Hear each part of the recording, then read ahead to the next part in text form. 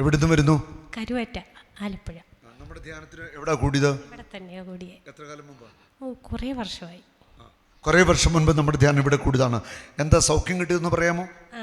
എൻ്റെ മകൾ താഴെ വരെ ഒരു 7 ഡിസ്ക് അങ്ങോട്ടും ഇങ്ങോട്ടും തെന്നിയതായിരുന്നു. ഡിസ്കുകൾ.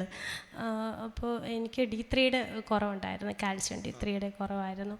അപ്പോൾ പഞ്ചകർമ്മം ചെയ്തിരുന്നു 3 വർഷം. അത് കഴിഞ്ഞപ്പോൾ ഡോക്ടർ പറഞ്ഞു കുനിഞ്ഞൊന്നും ചെയ്ത് വെയിറ്റ് എടുക്കരുത് അങ്ങനെയൊക്കെ പറഞ്ഞു. അപ്പം ഞാൻ റെസ്റ്റിലായിരുന്നു, ഒന്നും ചെയ്യത്തില്ലായിരുന്നു.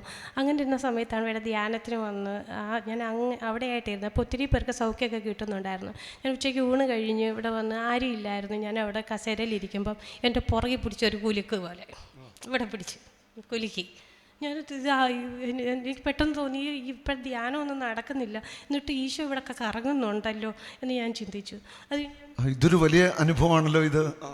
അത് കഴിഞ്ഞ് ഞാൻ വീട്ടിൽ ചെന്ന് ഇത് എനിക്ക് സൗഖ്യം കിട്ടിയോന്നറിയാൻ വേണ്ടി ഞാൻ ഒന്നും ചെയ്യത്തില്ലായിരുന്നു. അപ്പോൾ ചൂലെടുത്ത് ഞാൻ ഒന്ന് തൂക്കാമെന്ന് വിചാരിച്ച് കുനിഞ്ഞപ്പം ഒരു സൈഡിലോട്ടാണ് ഞാൻ ചായുന്നത്. കുനിഞ്ഞപ്പോൾ നേരെ ചായുന്നില്ല. അപ്പം ഞാൻ ഈശോയെ ഇത് ഒരു സൈഡിലോട്ട് സ്റ്റിഫായി പോയതുപോലെ ആയിപ്പോയല്ലോ, സൗഖ്യം തന്നപ്പോൾ ചൊവ്വ തന്നില്ലല്ലോ എനിക്ക് എന്ന് ഞാനിങ്ങനെ പറഞ്ഞു മനസ്സിൽ ഈശോയോട്. അപ്പം പിന്നെ ഞാനവിടെ ചൂലൊക്കെ താത്ത് വെച്ച് അവിടെ കസേരയിലിരുന്നു. അപ്പോൾ വീണ്ടും ഒരു കുലുക്ക്. എന്നിട്ട് പിന്നെ എനിക്കത് റെഡിയായി. പിന്നെ ഞാൻ ശരിയായോ എന്നറിയാൻ ഞാൻ പിന്നെ ചൂലെടുത്ത് വീണ്ടും ഒന്ന് കുനിഞ്ഞു വെള്ളം തൂത്തു. അപ്പോൾ ഒരു കുഴപ്പമില്ല, നേരെ എനിക്ക് കുനിയാൻ പറ്റി.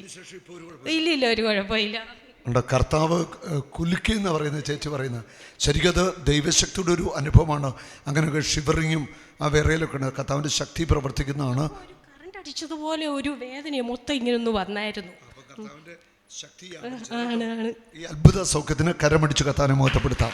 Praise the Lord.